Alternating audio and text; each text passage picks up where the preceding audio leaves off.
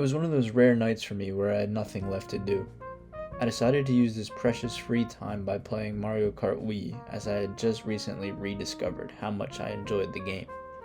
This specific Wii was a different one than I had as a kid, so I was still working on unlocking some characters. Or in other words, these races mattered more than usual, even though the game is so old. This exact race was on Peach Beach, and I was racing as King Boo with the Flame Runner bike, just in case you were curious. I had been dominating, and heading into the last turn I was clear in first place until, in typical Mario Kart fashion, and all of a sudden I was in 6th place. It had been blue shell into red shell and green shell and chaos, and that's indeed where I finished, in 6th place. If you've experienced this before, you'll know just how quickly the game can make you infuriated. As the end of race shots were rolling on the screen, I noticed the imagery of Peach Beach through my anger. The bright pale colors with the sunny skies, it looks like the perfect vacation getaway. Harder to notice are the flowers within the track. They are tucked into the edges of some of the turns and are only 2D, but they contribute just as much to this paradise aesthetic as anything else. That's when it hit me.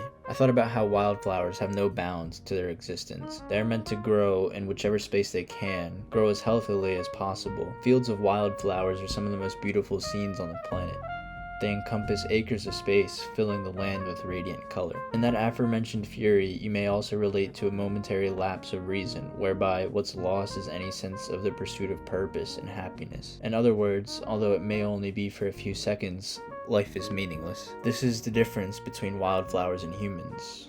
For the wildflowers, life cannot be meaningless. If their purpose is not met, if they don't pollinate the area around them, they die. All that it is for them is purpose. It is life and death. Humans, however, have a choice. If an individual feels as if their purpose is not met, they can keep going, either reshaping what they think their purpose is, or continue on with their current idea of purpose, or they can end their journey. What I think is important to realize, though, is the material means in which a person obtains their purpose. It could be as simple as wanting to become rich, something extremely common. It could be just wanting to live comfortably, perhaps some sort of dream occupation like a writer or a footballer, even a world leader. The common denominator here, though, is that these purposes are fulfilled through financial actions and goals. It is forced on humanity through capitalism. This is not a choice for the human.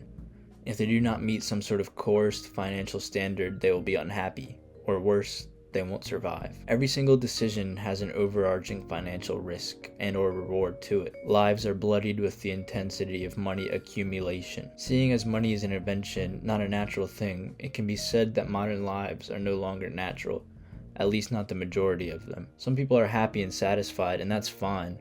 But mostly everyone knows that there is division caused by money, as it doubles its power. This is why humans are different than wildflowers. It is a socio-economic wedge that rids a person of living like a wildflower, filling the land with radiant color, just existing.